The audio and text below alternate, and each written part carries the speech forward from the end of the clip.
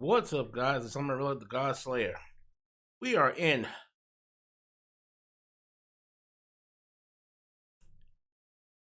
Black Desert.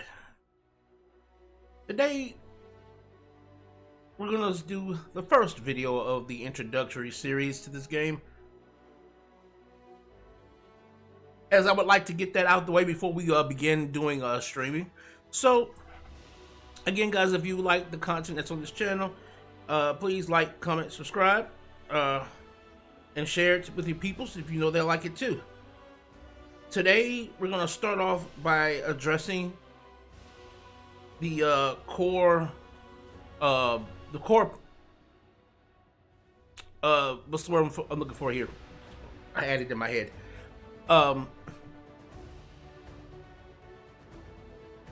The core thoughts that many people have about this game.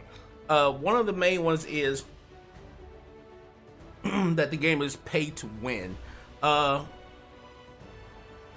It's easy to see that when you first play. It's easy to feel that way because of the fact that one of the major mechanics, or should I say one of the major things about the game is a lot of the amazing outfits you see that you can have for your characters.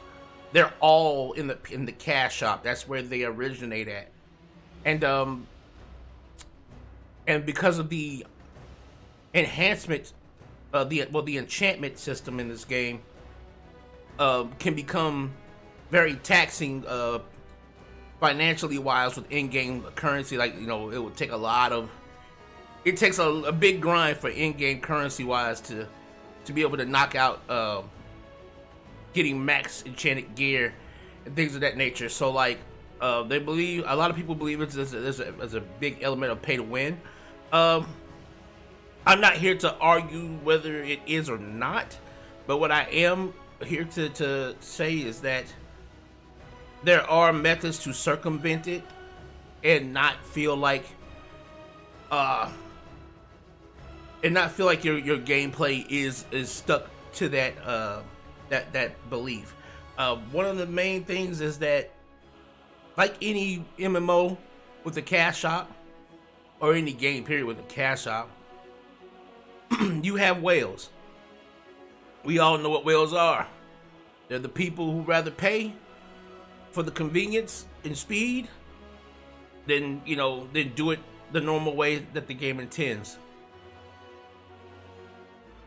Again, I am not here to discuss the validity or lack thereof in people choosing to do that. It's your money. It's your money. It's your experience. That's fine. Some people, they tout the idea that whales kind of, impact the normal players because of the fact that they can they can screw the economy over. And in this game, you'll probably feel that same way depending on how you view things.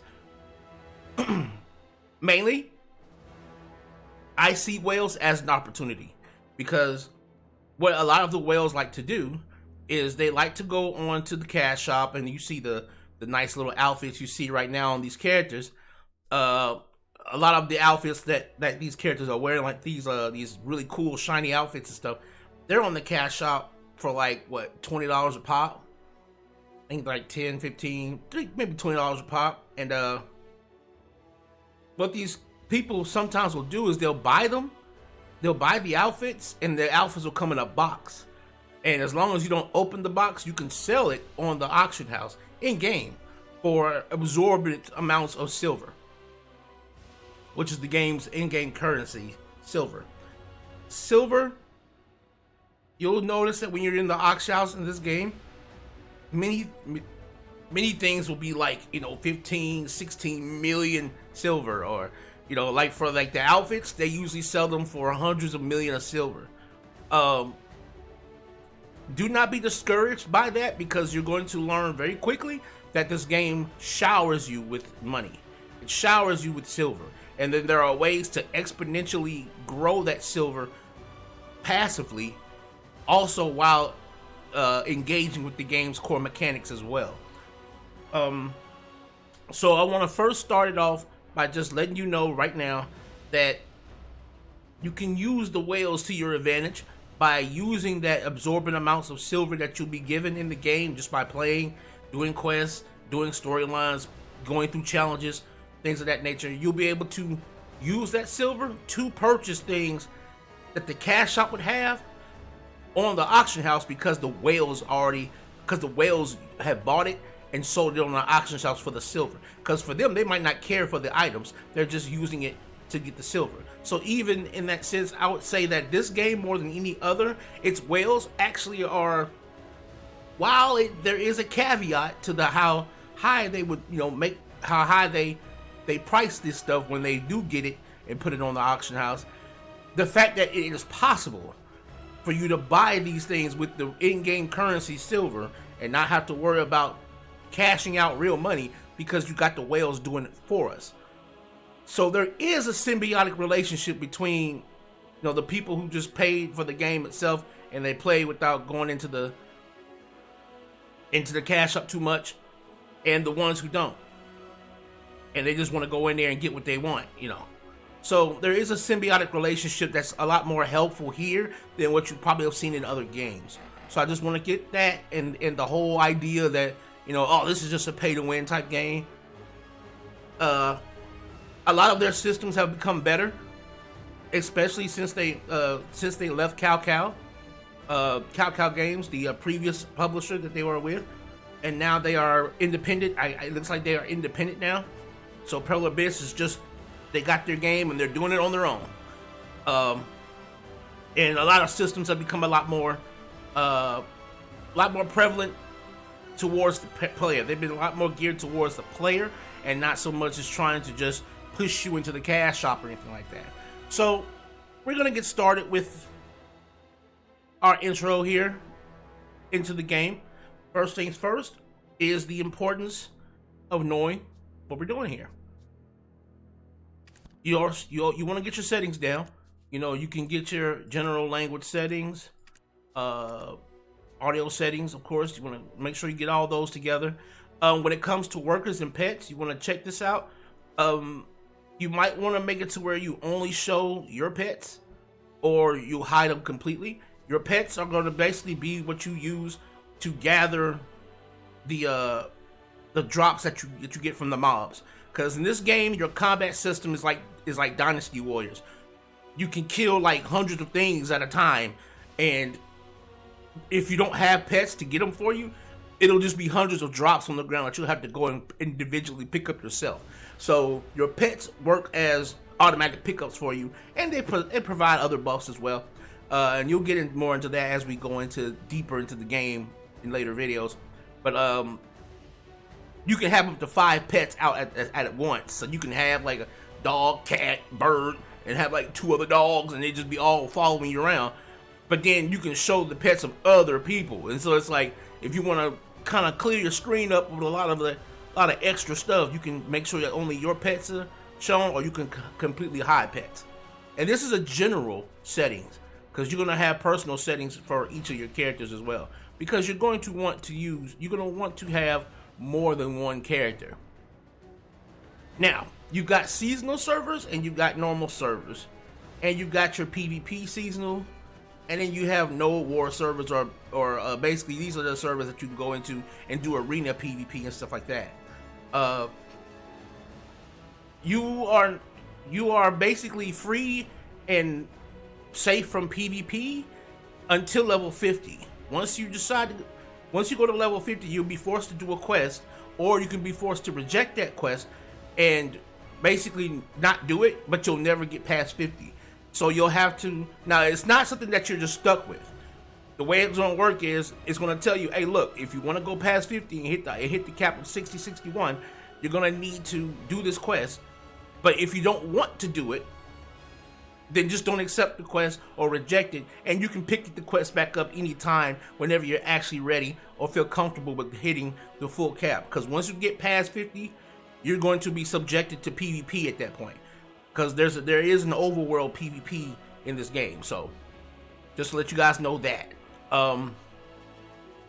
When it comes to your seasonal servers, every time they come out with a new class, they usually open up a thing called the seasonal servers. These servers allow you to speed level a character, like from like level 1 to max, and it allows you to also like have way better and easier time enchanting the gear that's in the game.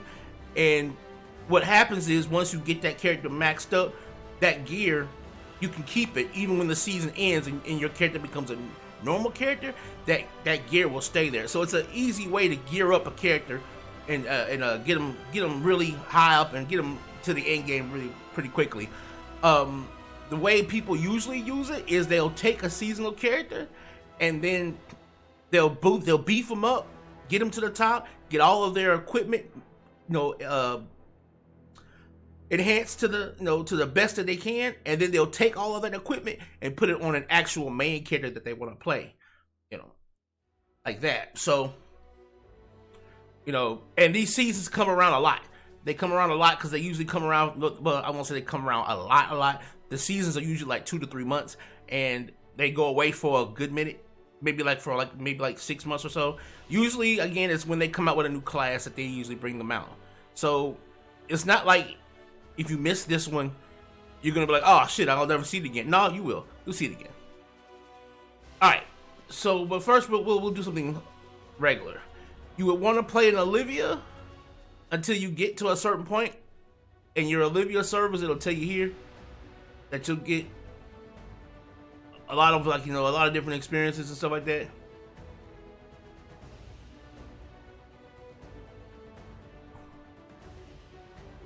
And it'll tell you, what all your different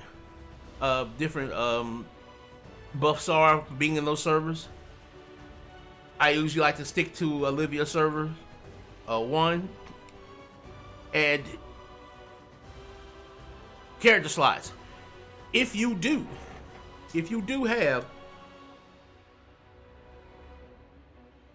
want to use the cash shop, I will say there's 2 very important things that you might want to make sure that you use the cash shop for. Well, one main one, and that is character slots. You are going to want to get as many characters as possible. And the reason why is because in this game, there's a thing called fame. Fame is basically it's how popular your family in this game is. And if you notice, it says Amon-Rellik and then it says Amon-Rellik, right?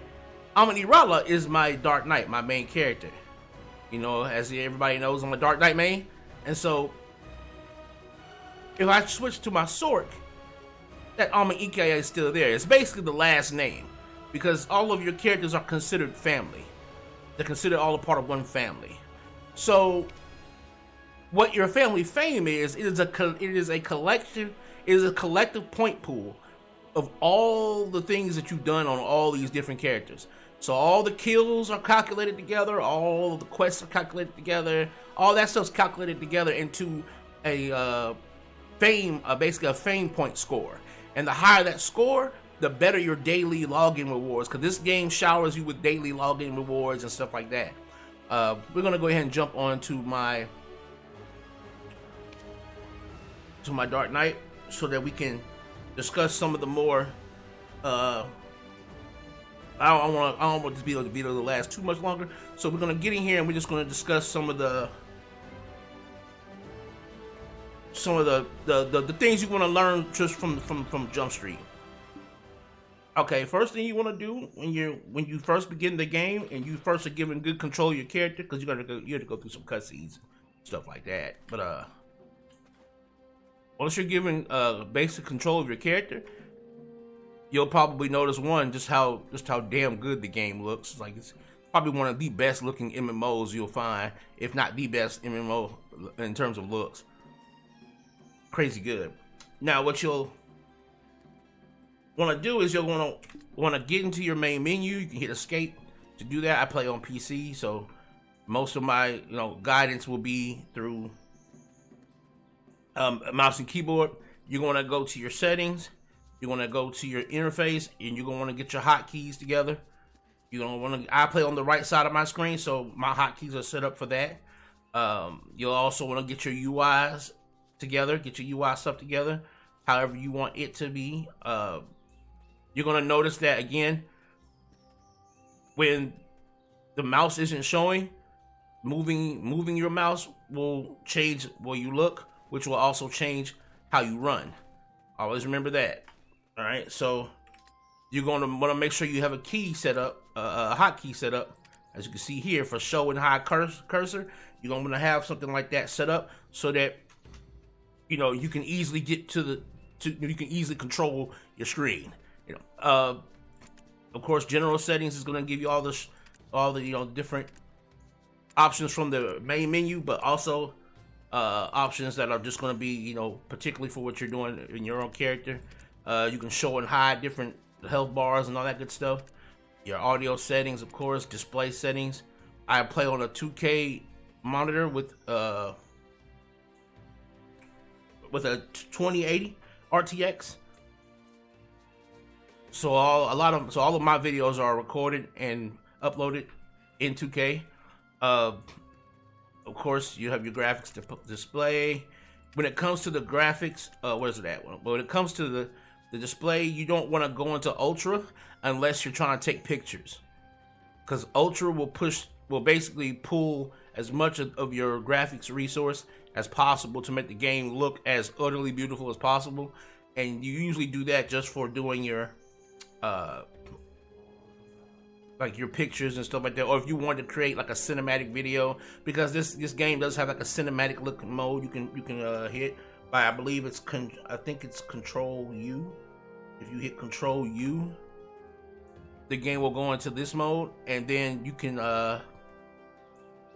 basically hit the U button again to get rid of I believe not that U button. I'm sorry. You can hit one of these buttons down here that will basically get rid of the HUD. And you'll be able to, get in there and get some nice looking pictures, depending on what you want to do. You can even slow-mo it by hitting U, and you'll slow-mo the girl's actions for 5 seconds. So you can get some cool things. You can do some cool things. That's actually how I created the very first video of the Coming Soon, or the Coming Soon title video, to basically let everybody know I was going to be starting this game on the channel.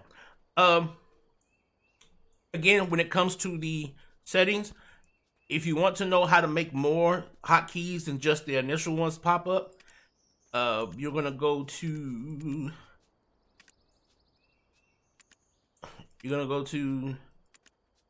first, you're gonna make sure you have this. Make sure you have quick slots.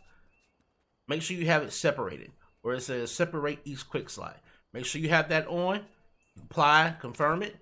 Then you're gonna go into edit UI. This is where you can decide what's here and what's not. When you click the eye, it closes. That particular thing will not be here when you save and come out of this. All right, so that's how you make sure. That's how you keep your HUD as clean as possible, and have things where you want it. In terms of if I want my buff list, I actually wanted my buff list down here, to be quite honest. Like that. Save. General settings. Enter. And now when my buffs come up, they'll come up just above here. You can have all types of little keys in there. Your cooldown keys, your skill cooldown, like the cooldown, whatever skills you got. I usually like to keep this one on, be quite honest. And usually I'll put this one like right here, like right at the top here, so that it'll basically show a list of the skills that you got going. Well, actually, I'm not gonna put it there. I'm gonna put it on the side. We're gonna stick it to the side, like right here. It'll show you a list of the buffs you got going. I'm not even gonna turn these off. And it'll basically show, well, not the buffs, but any skills you're using, it'll show the cooldowns of these skills as you use them. Or you can have it to where certain abilities just constantly are showing up right here, so you can constantly see the cooldowns that way. It all depends on how you want to do things. All right. So we've got the understanding of the way the economy works in this game. we got understanding that you want to make as many alts as possible, just for not just for storage, but because it actually benefits your financial growth in the game and all that good stuff.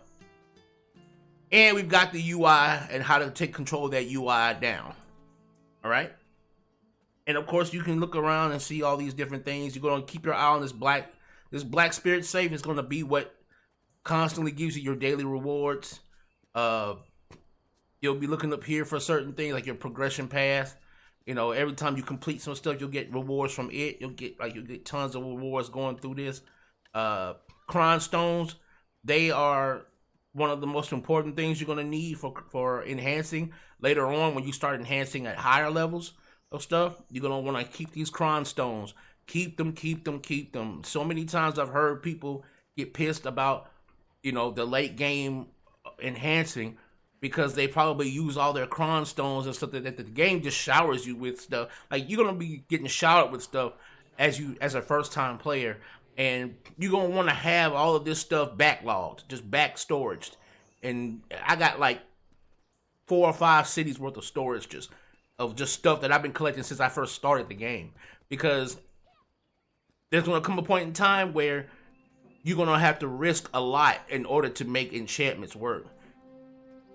And actually, you know, get your enchantments to the best. You know, there's still that old school MMO feel to that, you know, to the enchanting. You risk a lot at the higher levels of it. So, and cron stones is like one of the biggest and most treasured things when it comes to that because of that. Cron stones, advice of Valks, you'll see things like advice of Valks. You want to make sure you keep those. You're going to want to keep your artisan memories because every time you fail an enchantment, your gear is going to lose its max durability. These artisan memories will restore that missing durability. So cron stones, artisan's memories. When you get things that say you'll see them, it'll say advice of Valks. Those are like fail stack chances where you can use it and it'll give you like a plus 80 to your enhancement chance. You know, you want to stockpile all of that. Don't leave. You know, when it comes to these gold, whenever you get this gold, you see how it says, you know, at the bottom it says 100 million silver, right? That's because I believe every one of these gold 1,000 G bars is worth 10. I think it's worth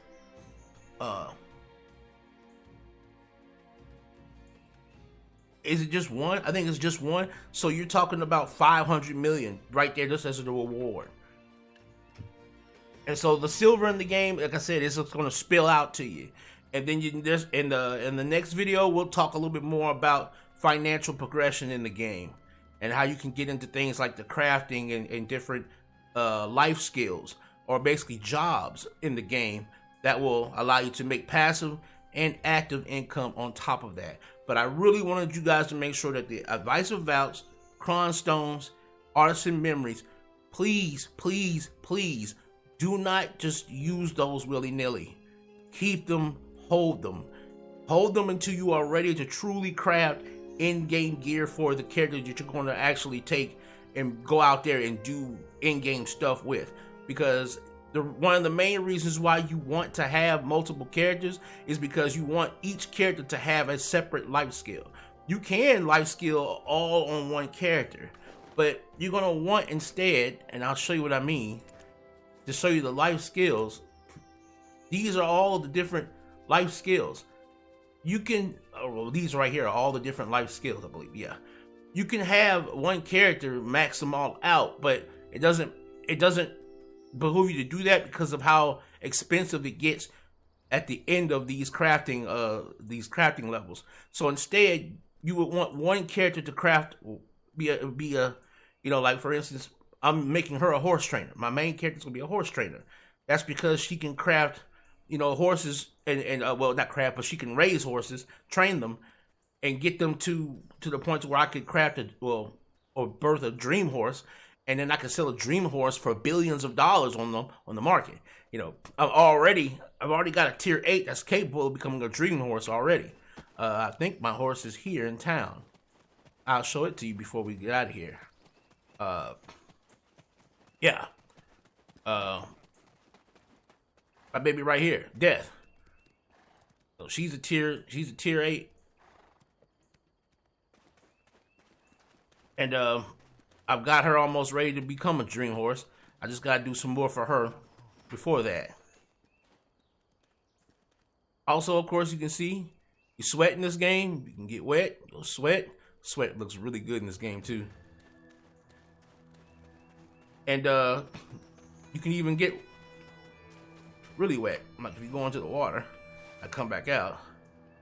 Yeah, you can get really wet. You know, so the game has, you know, the game is very, it's very well, I don't think it's truly taxing considering how good it looks. It doesn't seem to tax my system as much as I would think it would. But again, save those important 3 materials. And like again, don't be afraid to jump in on different classes. This is the best way for you to experience which class you really want to take. That's another reason why you want to make as many alts as you can, as you're willing to tolerate. Because you just want to see also, you want to be able to try out the different classes and see which one that you like. Because then you can then say, okay, I want to put all of my, I'm going to have all the different resources that I'm building in this game go towards making that character geared to its peak. And then you can decide, okay, now I can put that character to the side and just be my boss hunting character. That's just the character I do boss hunts with. And then for the next character, you can go ahead and put all the resources to that one. You don't want to spread your resources across characters because it'll take you forever to get anything done that way. You know, so like, while I don't probably play my Dark Knight as much as I would want to as a main, oh yeah, this is the Dream Horse, people. This is what Dream Horses look like. Yeah, they look badass. There's a reason why you can find them on the marketplace for billions. They look badass. This is just one kind of dream horse too. There's like the unicorn kind. There's like an angel-like horse that has wings. So yeah, it can look good. And you'll see people doing this. Like this person is A-OK actually. They're A-OK. And what they're doing is they're training one of their skills. They're training the, is it strength? Yeah, they're training their strength skill. And basically that allows them to carry more stuff in their inventory, and it's travel with the trade pack on your back to do it. But what they're doing is they're in town with the trade pack on their back, and what they've done is they've created a loop. You see how you can see that that marker that's leading me out of here, right? I can hit the T button and I'll just automatically follow that marker wherever I'm going, wherever I'm going to go. But then I could actually go into the map and set it to loop to where whenever I get to where I'm going, I'll come back and follow that same path back to where I started. And that's what that character's doing. So you're gonna see like there's a lot of different ways that you can progress actively in the game and actively when you're not on the game, or should I say when you're not actively playing, because they're still logged into the game. The only thing that works even when you're not in the game is your workers when they're like in different places gathering resources. Because again, you can create an empire of workers that literally gather resources for you, so you don't have to do it yourself. But this has been the very beginning intro to what you want to know and what you want to get down as soon as you start playing. The importance of all of these things is the very basis of your journey in Black Desert. And the next one, guys, we will get into more of the we'll talk briefly about what some of this stuff on your screen means, and then we'll go straight in from that into the importance of picking a lifesteal for each class and what some of these more intricate ways of doing like crafting and stuff like that, to kind of show you where there's a saying about this game that it's like a life simulator, and you don't get anywhere by sprinting, you get there through a marathon. And in the next video we're gonna kind of show that. Thanks guys for watching again.